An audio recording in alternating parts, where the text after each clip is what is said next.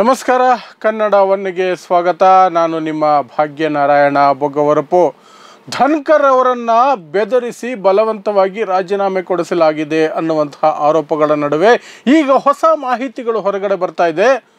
ಅವರನ್ನು ಆ ಸ್ಥಾನದಿಂದ ಹೊರಗೆ ಹಾಕಿದ್ದಕ್ಕೆ ಅಥವಾ ಹೊರಗೆ ಹೋಗುವಂತಹ ಮಾಡಿದ್ದಕ್ಕೆ ಕೇವಲ ಒಬ್ಬ ಜಡ್ಜ್ನ ಇಂಪೀಚ್ಮೆಂಟ್ ವಿಚಾರ ಮಾತ್ರ ಅಲ್ಲ, ವಿರೋಧ ಪಕ್ಷಗಳು ಕೊಟ್ಟಂತಹ ಅರ್ಜಿಯನ್ನು ಅಕ್ಸೆಪ್ಟ್ ಮಾಡಿದ್ದು ಮಾತ್ರ ಅಲ್ಲ, ಆದರೆ ಅದಕ್ಕಿಂತ ದೊಡ್ಡದೊಂದು ಆರೋಪ ಇದೆ. ಅಂತಹ ಪ್ರಯತ್ನಕ್ಕೆ ಜಗದೀಪ್ ಧನ್ಕರ್ ಮಾಜಿ ಉಪರಾಷ್ಟ್ರಪತಿ ಕೈ ಹಾಕಿದ್ರು. ಏನದು?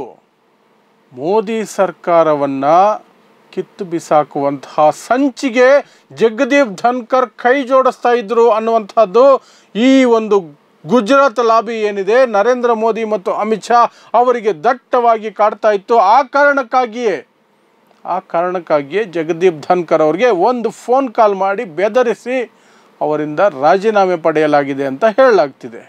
ಸೊ ಹೌದಾ, ಜಗದೀಪ್ ಧನ್ಕರ್ ಕಟ್ಟ ಮೋದಿ ಅಭಿಮಾನಿ, ತಾನು ಮೋದಿಗಿಂತ ಮೇಲಿನ ಸ್ಥಾನದಲ್ಲಿದ್ದರೂ ಸಹ ಸಂವಿಧಾನಾತ್ಮಕವಾಗಿ ಮೋದಿಯ ಅನುಯಾಯಿಯ ರೀತಿ ನಡ್ಕೊಳ್ತಿದ್ದಂತಹ, ಮೋದಿಯವರನ್ನು ಕಂಡ ತಕ್ಷಣ ತಗ್ಗಿ ಬಗ್ಗಿ ನಮಸ್ಕಾರ ಮಾಡ್ತಿದ್ದಂತಹ, ಯಾವಾಗಲೂ ಮೋದಿಯ ಹಿಂದೆ ಓಡಾಡ್ತಿದ್ದಂತಹ ವ್ಯಕ್ತಿ ಮೋದಿ ಸರ್ಕಾರವನ್ನು ಕೆಡವೋದಕ್ಕೆ ವಿಪಕ್ಷಗಳ ಜೊತೆ ಕೈ ಜೋಡಿಸಿದ್ರ, ಅಂತಹದ್ದೊಂದು ಸಂಚು ರೂಪಿಸ್ತಾ ಇದ್ರ ಮತ್ತು ವಿಪಕ್ಷಗಳಿಗೆ ಹೇಳಿದ್ರ, ಹೋಗಿ ಚಂದ್ರಬಾಬು ನಾಯ್ಡು ಅವರನ್ನು ಕನ್ವಿನ್ಸ್ ಮಾಡ್ಕೊಂಡು ಬನ್ನಿ, ಈ ಸರ್ಕಾರಕ್ಕೆ ಅವರ ಬೆಂಬಲವನ್ನು ವಾಪಸ್ ಪಡ್ಕೊಳ್ಳೋಂಗೆ ಮಾಡಿ ಮುಂದಿನದ್ದನ್ನು ನೋಡ್ಕೊಳ್ತೀನಿ ಅಂತ ಹೇಳಿದ್ರ. ಏನಿದು ಸಂಪೂರ್ಣವಾದ ವಿವರ? ಹೇಗೆ ಇಂತಹ ಸುದ್ದಿ ಬರ್ತಿದೆ? ಅದಕ್ಕೆ ಪೂರಕವಾಗಿ ಇರುವಂತಹ ಅಂಶಗಳೇನು ಅನ್ನೋದನ್ನು ವಿವರಿಸುವಂತಹ ಪ್ರಯತ್ನ ಮಾಡ್ತೀನಿ. ನಿಮಗೆ ಗೊತ್ತೇ ಇದೆ, ಜಗದೀಪ್ ಧನ್ಕರ್ ಅವರು ದಿಢೀರಂತ ಇಡೀ ದಿನ ಬ್ಯುಸಿಯಾಗಿದ್ದವರು, ಮಾರನೇ ದಿನಕ್ಕೆ ಪ್ರೋಗ್ರಾಮ್ಗಳನ್ನು ಫಿಕ್ಸ್ ಮಾಡ್ಕೊಂಡಿದ್ದವರು, ಎಲ್ಲವನ್ನು ಮಾಡ್ತಿದ್ದವರು, ದಿಢೀರಂತ ರಾತ್ರಿ 9:00ವರೆಗೆ ರಾಜೀನಾಮೆಯನ್ನು ಪ್ರಕಟ ಮಾಡಿಬಿಟ್ರು. ಉಪರಾಷ್ಟ್ರಪತಿ ಸ್ಥಾನದಿಂದ ನಾನು ನಿವೃತ್ತಿಯನ್ನು ಘೋಷಿಸ್ತಿದ್ದೇನೆ, ನನಗೆ ಸಾಕಾಗಿದೆ, ಆರೋಗ್ಯ ಮುಖ್ಯ, ನನಗೆ ಆರೋಗ್ಯ ನೋಡ್ಕೊಳ್ಬೇಕು, ನಾನಿನ್ನು ಈ ಹುದ್ದೆಯಲ್ಲಿ ಇರೋದಿಲ್ಲ ಅಂತ ರಾಷ್ಟ್ರಪತಿಗಳಿಗೆ ಇಷ್ಟುದ್ದ ಪತ್ರ ಬರೆದ್ರು. ಆ ನಂತರ ಬಂದಂತಹ ವಿಚಾರ ಅಂದರೆ ಯಾಕೆ ಇಂತಹ ದಿಢೀರ್ ನಿರ್ಧಾರ ಅನ್ನೋದ್ರ ಬಗ್ಗೆ ವಿಶ್ಲೇಷಣೆಗಳು ಬಂತು, ಒಂದಷ್ಟು ಊಹಾಪೋಹಗಳು ಬಂತು, ಮಾಹಿತಿ ಅಂತಲೂ ಬಂತು, ಏನೇನೋ ಬಂತು. ಅದರ ಹಿನ್ನೆಲೆಯಲ್ಲಿ ನಾನು ವಿಡಿಯೋ ಮಾಡಿದ್ದೆ ಕನ್ನಡ ಒನ್ನಲ್ಲಿ, ಅದರಲ್ಲಿ ವಿವರಣೆಯನ್ನು ನಿಮಗೆ ಕೊಟ್ಟಿದ್ದೆ. ವಿಪಕ್ಷಗಳು ಕೊಟ್ಟಂತಹ ಒಂದು ಅರ್ಜಿ, ಆಡಳಿತ ಪಕ್ಷ ಕೊಡಬೇಕು ಅಂದ್ಕೊಂಡಿದ್ದ ಅರ್ಜಿಯನ್ನು ವಿಪಕ್ಷಗಳು ಮೊದಲೇ ಕೊಟ್ಬಿಟ್ಟು ಅದನ್ನು ಇವರು ಓಕೆ ಮಾಡಿದ್ರು. ಅದು ಸಮಸ್ಯೆ ಆಯಿತು ಅಂತ. ಯಾವುದು? ದೆಹಲಿಯ ಹೈಕೋರ್ಟ್ನ ನ್ಯಾಯಮೂರ್ತಿ ವರ್ಮಾ ಅವ್ರ ಮನೆಯಲ್ಲಿ ಬೆಂಕಿ ಬಿದ್ದಾಗ ಕಂತೆ ದುಡ್ಡು ದೊರಕಿದ್ದಂತಹ ಪ್ರಕರಣ ನಿಮಗೆ ಗೊತ್ತೇ ಇದೆ. ಅದನ್ನು ಮುಂದಿಟ್ಕೊಂಡು ಆ ಜಡ್ಜ್ ವಿರುದ್ಧ ಇಂಪೀಚ್ಮೆಂಟ್ ಮಾಡಬೇಕು ಸದನದಲ್ಲಿ ಅನ್ನುವಂತಹ ಒಂದು ಪ್ರಸ್ತಾವನೆಯನ್ನು ವಿರೋಧ ಪಕ್ಷಗಳು ಧನ್ಕರ್ ಅವರಿಗೆ ಕೊಟ್ಟಿತ್ತು. ಅದನ್ನು ಅವರು ಓಕೆ ಮಾಡಿದರು. ಆದರೆ ಆನಂತರ ಗೊತ್ತಾಗಿದ್ದು BJP ಆ ಅರ್ಜಿ ಕೊಡೋದಕ್ಕೆ ಸಿದ್ಧತೆ ಮಾಡಿಕೊಂಡಿತ್ತು. ಆ ಮೂಲಕ ಭ್ರಷ್ಟಾಚಾರದ ವಿರುದ್ಧ ನಾವು ಹೋರಾಟದಲ್ಲಿ ರಾಜಿನೇ ಇಲ್ಲ, ಅದು ಜಡ್ಜ್ ಆಗಿದ್ದರೂ ಸರಿ, ಹೈಕೋರ್ಟ್ ಜಡ್ಜ್ ಆಗಿದ್ದರೂ ಸರಿ, ನಾವು ಬಿಡಲ್ಲ ಅನ್ನುವಂತಹ ಸಂದೇಶವನ್ನು ಮೋದಿ ಇಡೀ ರಾಷ್ಟ್ರಕ್ಕೆ ಕೊಡಬೇಕು ಅನ್ನುವಂತಹ ಒಂದು ಪ್ಲ್ಯಾನಿಂಗ್ ಮಾಡ್ಕೊಂಡಿದ್ರು. ಆದರೆ ಅದಕ್ಕಿಂತ ಮೊದಲೇ ವಿರೋಧ ಪಕ್ಷಗಳ ಮಾತಿಗೆ ಅನ್ವಯವಾಗಿ ವಿರೋಧ ಪಕ್ಷಗಳ ಅರ್ಜಿಯನ್ನು ಅಕ್ಸೆಪ್ಟ್ ಮಾಡಿಕೊಳ್ಳುವ ಮೂಲಕ ವಿರೋಧ ಪಕ್ಷಗಳು ಆ ಪ್ರಸ್ತಾವನೆಯನ್ನು ತಂದ ಹಂಗಾಗತ್ತೆ, ಸದನದಲ್ಲಿ ಇಂಪೀಚ್ಮೆಂಟ್ ಒಂದು ಪ್ರೊಸೀಜರ್ಗಳನ್ನು ಅಪೋಸಿಷನ್ ಲೀಡರ್ಸ್ ತಂದಂಗಾಗತ್ತೆ, ಅದು ಮೋದಿಯವರಿಗೆ ಇಷ್ಟ ಆಗಲಿಲ್ಲ ಅನ್ನುವಂತಹ ಮಾತುಗಳು ಕೇಳಿಬಂತು. ಆದರೆ ಈಗ ಬರ್ತಿರುವಂತಹ ಹೊಸ ಸುದ್ದಿ ಏನು ಅಂದರೆ, ಅಷ್ಟು ಮಾತ್ರ ಅಲ್ಲ, ಕಳೆದ 3-4 ತಿಂಗಳಿನಿಂದ ನರೇಂದ್ರ ಮೋದಿ ಜಗದೀಪ್ ಧನ್ಕರ್ ಭೇಟಿನೇ ಆಗಿಲ್ಲ. ಅವರ ಲೇಟೆಸ್ಟ್ ಭೇಟಿ, ಕಡೆಯ ಭೇಟಿ ಏಪ್ರಿಲ್ 14ನೇ ತಾರೀಕು ಅಂಬೇಡ್ಕರ್ ಜಯಂತಿಯ ದಿನ ಆಗಿತ್ತು. ಅವತ್ತು ಕೂಡ ಒಬ್ಬರಿಗೊಬ್ಬರು ಮುಖ ನೋಡ್ಕೊಳ್ಳಿಲ್ಲ, ಕೇವಲ ಒಂದು ನಮಸ್ಕಾರ ಹೇಳಿಕೊಂಡು ಆ ಕಡೆ ಈ ಕಡೆ ಓಡಾಡಿದ್ರೆ ಹೊರತು ಒಬ್ಬರನ್ನೊಬ್ಬರು ಮಾತಾಡಿಸ್ಕೊಂಡಿರಲಿಲ್ಲ ಅನ್ನುವಂಥ ಮಾಹಿತಿ ಬರ್ತಿದೆ.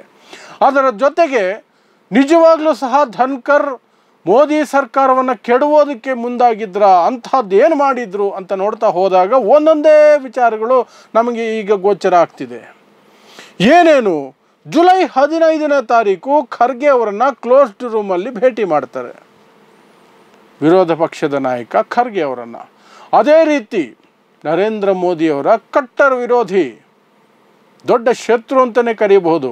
ನರೇಂದ್ರ ಮೋದಿ ಜೈಲಿಗೆ ಹಾಕಿಸಿದ್ದಂತಹ ವ್ಯಕ್ತಿ ದೆಹಲಿಯ ಮಾಜಿ ಮುಖ್ಯಮಂತ್ರಿ ಕೇಜ್ರಿವಾಲ್ರನ್ನ ಜುಲೈ 20ನೇ ತಾರೀಕು ಭೇಟಿ ಮಾಡ್ತಾರೆ. ಅದು ಕ್ಲೋಸ್ಡ್ ರೂಮ್ ಮೀಟಿಂಗ್. ಅದರ ಜೊತೆಗೆ ಹಿಮಾಚಲ ಪ್ರದೇಶದ ಮುಖ್ಯಮಂತ್ರಿ ಸುಖ್ವಿಂದರ್ ಸಿಂಗ್ ಸುಕ್ಕು ಅವರನ್ನು ಸಹ ಭೇಟಿ ಮಾಡ್ತಾರೆ ಧನ್ಕರ್. ಅದರ ಜೊತೆಗೆ ಇತ್ತೀಚಿನ ದಿನಗಳಲ್ಲಿ ಕರ್ನಾಟಕದ ಉಪಮುಖ್ಯಮಂತ್ರಿ DK ಶಿವಕುಮಾರ್ ಅವರನ್ನು ಸಹ ಭೇಟಿ ಮಾಡಿರ್ತಾರೆ.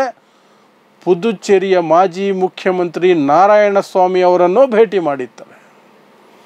ಹೀಗೆ ಸಾಲು ಜಯರಾಮ್ ರಮೇಶ್ ಅವರನ್ನಂತೂ ಕಾಂಗ್ರೆಸ್ ನಾಯಕ ಮತ್ತು ರಾಹುಲ್ ಗಾಂಧಿಯವರ ಬಲಗೈ ಬಂಟ ಅಂತ ಕರೆಯಲ್ಪಡುವ ಜಯರಾಮ್ ರಮೇಶನ್ನು ಸಾಕಷ್ಟು ಬಾರಿ ಭೇಟಿ ಮಾಡಿದಾರಂತೆ ಕಳೆದ 3-4 ತಿಂಗಳಲ್ಲಿ. ಎಲ್ಲಿ ಎಲ್ಲ ಭೇಟಿಗಳನ್ನು ಸಹ ಅವರದೇ ನಿವಾಸದಲ್ಲಿ, ಅಧಿಕೃತ ನಿವಾಸ, ಉಪರಾಷ್ಟ್ರಪತಿಗಳ ಅಧಿಕೃತ ನಿವಾಸದಲ್ಲೇ ಮಾಡಿದ್ದಾರೆ.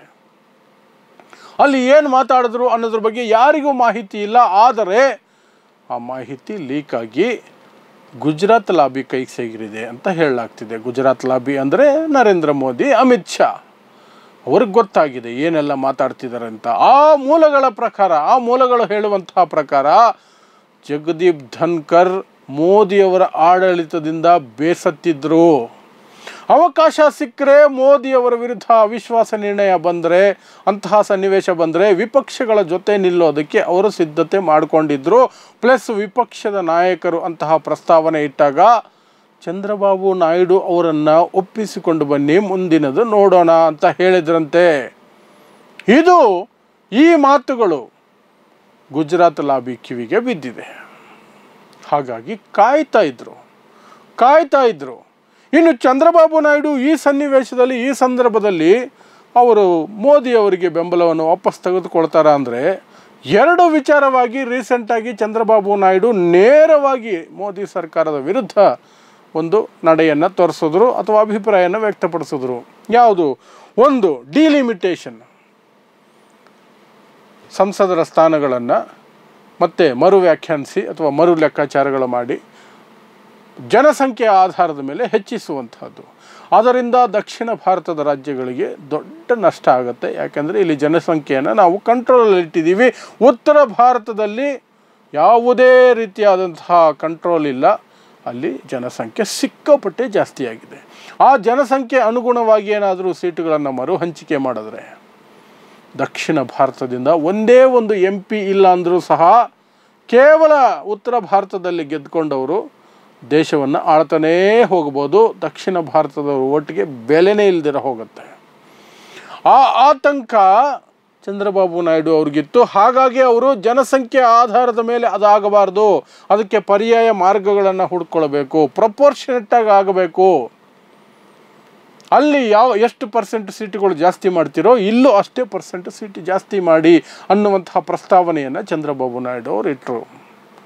ಅದು ಒಂದಾದರೆ ಇನ್ನೊಂದು SIR ಅಂತ ಏನು ಬಿಹಾರದಲ್ಲಿ ನಡೀತಾ ಇದೆಯಲ್ಲ, ಸ್ಪೆಷಲ್ ಇಂಟೆನ್ಸಿವ್ ರಿವ್ಯೂ ಅಂತ ಮತದಾರರ ಪಟ್ಟಿಯನ್ನು ವಿಶೇಷವಾಗಿ ಪರಿಷ್ಕರಣೆಯನ್ನು ಮಾಡ್ತಿದ್ದಾರೆ. ಅದರ ವಿರುದ್ಧ ಸಾಕಷ್ಟು ಧ್ವನಿಗಳು ಬರ್ತಾ ಇದೆ. ಅದು ಕಂಪ್ಲೀಟ್ ಬೋಗಸ್ ಅಕ್ರಮ ಅಂತ ವಿರೋಧ ಪಕ್ಷಗಳು ಆರೋಪ ಮಾಡ್ತಿದೆ. ಕೆಲವು ಮುಖ್ಯವಾದ ಮತದಾರರನ್ನು, ವಿಪಕ್ಷಗಳಿಗೆ ಮತ ಹಾಕುವಂತಹ ಮತದಾರರನ್ನು ಹೇಗೋ ಕಂಡು ಹಿಡಿದು ಅವರನ್ನು ಮತದಾರರ ಪಟ್ಟಿಯಿಂದ ಕೈ ಬಿಡೋದಕ್ಕೆ ಈ ಸಂಚು ರೂಪಿಸ್ತಾ ಇದ್ದಾರೆ ಅನ್ನುವಂತಹ ಆರೋಪಗಳು ಬರ್ತಾ ಇದೆ.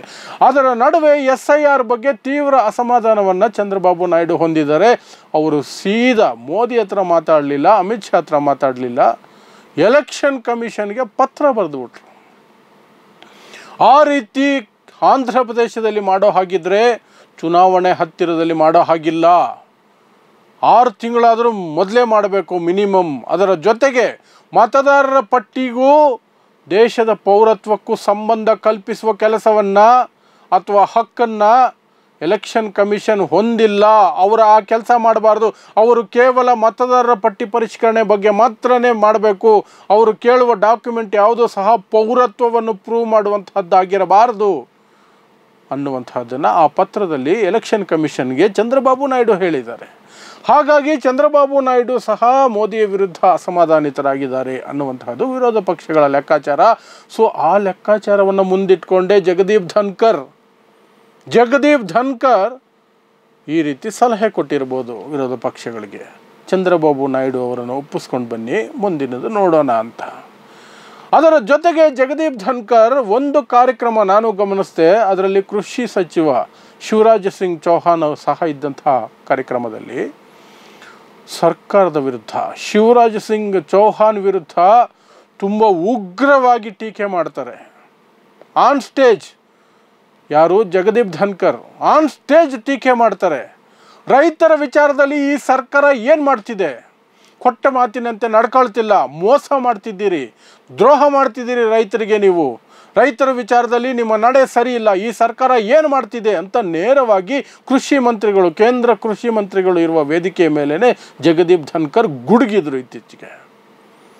ಅದು ಸ್ಪಷ್ಟವಾಗಿ ಹೇಳ್ತಾ ಇತ್ತು, he somewhere not happy with Modi government, Modi ಸರ್ಕಾರದ ವಿರುದ್ಧ ಅಸಮಾಧಾನ ಅವರಿಗೆ ಶುರುವಾಗಿದೆ ಅಂತ. ಸೊ ಆ ಎಲ್ಲ ಹಿನ್ನೆಲೆಯಲ್ಲಿ ಈ ಭೇಟಿಗಳು, ಜುಲೈ ತಿಂಗಳಲ್ಲಿ ವಿಶೇಷವಾಗಿ ನಡೆದಿರುವ ಭೇಟಿಗಳು, ಜೂನ್ ತಿಂಗಳಲ್ಲಿ ನಡೆದಿರುವ ಭೇಟಿಗಳನ್ನು ತೆಗೆದುಕೊಂಡಾಗ ಗಣನೆಗೆ ಗುಜರಾತ್ ಲಾಬಿ ಮೇಲೆ ಬಂದಿರುವ ಆರೋಪ ನಿಜಾನೇ ಇರಬಹುದು, ಅಥವಾ ಜಗದೀಪ್ ಧನ್ಕರ್ ಅವ್ರ ಮೇಲೆ ಬಂದಿರುವಂತಹ ಮಾತುಗಳು ನಿಜಾನೇ ಇರಬಹುದು. ಮೋದಿ ಸರ್ಕಾರವನ್ನೇ ಅಸ್ಥಿರಗೊಳಿಸೋದಕ್ಕೆ ಅಥವಾ ಕಿತ್ತು ಬಿಸಾಕೋದಕ್ಕೆ ಜಗದೀಪ್ ಧನ್ಕರ್ ಉತ್ಸುಕರಾಗಿದ್ದರು ಅಂತ ಮೇ ಬಿ. ಸೊ ಈಗ ಇವತ್ತು ಇಂತಹ ವಿಚಾರಗಳು ದಿಢೀರಂತ ಮೇಲಕ್ಕೆ ಬಂದಿದ್ದಾವೆ. ಅದು ನಿಜಾನೇ ಆಗಿದ್ದರೆ ಜಗದೀಪ್ ಧನ್ಕರ್ ಅವರ ರಾಜೀನಾಮೆಯಿಂದನೇ ಅವರು ನೆಮ್ಮದಿಯಾಗಿರೋದಕ್ಕೆ ಸಾಧ್ಯ ಇಲ್ಲ, ಅದಂತೂ ಸತ್ಯ. ಸತ್ಯಪಾಲ್ ಮಲ್ಲಿಕ್, ಜಮ್ಮು ಕಾಶ್ಮೀರದ ಮಾಜಿ ಲೆಫ್ಟಿನೆಂಟ್ ಗವರ್ನರ್, ಸತ್ಯ ಹೇಳಿದ್ದಕ್ಕೆ ಅವರು ಯಾವ ಪಾಡು ಪಡ್ತಿದ್ದಾರೆ ಗೊತ್ತಾ? ಈಗ ICUನಲ್ಲಿ ಮಲಗಿದ್ದಾರೆ. ICUಯಲ್ಲಿ ಇದ್ದರೂ ಸಹ ಅವರಿಗೆ ED ನೋಟಿಸ್ ಹೋಗ್ತಾ ಇದೆ, CBI ನೋಟಿಸ್ ಹೋಗ್ತಾ ಇದೆ. ಹಂಗೆ ಅದನ್ನೇ ನಾವೆಲ್ಲರೂ ಸಹ ಹೇಳ್ತಾ ಬಂದಿರೋದು, ಇಂಥವ್ರ ಕೈಗೆ ಅಧಿಕಾರ ಹೋದರೆ ಹಿಂಗೆ ಆಗತ್ತೆ ಅಂತ. ಸೊ ನೋಡೋಣ, ಜಗದೀಪ್ ಧನ್ಕರ್ ಏನು ಒಳ್ಳೆಯ ವ್ಯಕ್ತಿತ್ವ ಅಂತ ನಾನಂತೂ ಅಂದ್ಕೊಳ್ಳೋದಿಲ್ಲ. ಸೊ ಅವ್ರು ಮಾಡಿದ್ದು ಅವರು ಅನುಭವಿಸ್ಲಿ. ಈ ದೇಶದ ಪ್ರಜಾಪ್ರಭುತ್ವವನ್ನು ದುರ್ಬಲಗೊಳಿಸಬೇಕು ಅನ್ನುವವರ ಕೃತ್ಯಗಳಿಗೆ ಸಹಕಾರಿಯಾಗಿ ನಿಂತಹ ವ್ಯಕ್ತಿ ಜಗದೀಪ್ ಧನ್ಕರ್. ಸೊ ಆ ಅಪರಾಧ ಅವ್ರ ಮೇಲೆ ಇದ್ದೇ ಇರುತ್ತೆ. ಏನೇನು ಅನುಭವಿಸ್ತಾರೋ ಅನುಭವಿಸ್ಲಿ, ಆಮೇಲೆ ಗೊತ್ತಾಗುತ್ತೆ. ಇದಿಷ್ಟು ಜಗದೀಪ್ ಧನ್ಕರ್ ಅವರ ರಾಜೀನಾಮೆ ಹಿನ್ನೆಲೆಯಲ್ಲಿ ಬರ್ತಿರುವಂತಹ ಒಂದು ವಿಶೇಷ ವರದಿ. ನೋಡ್ತಾ ಇರಿ ಸಮಾಜಕ್ಕಾಗಿ ಕನ್ನಡ 1 ನ್ಯೂಸ್. ನಮಸ್ಕಾರ.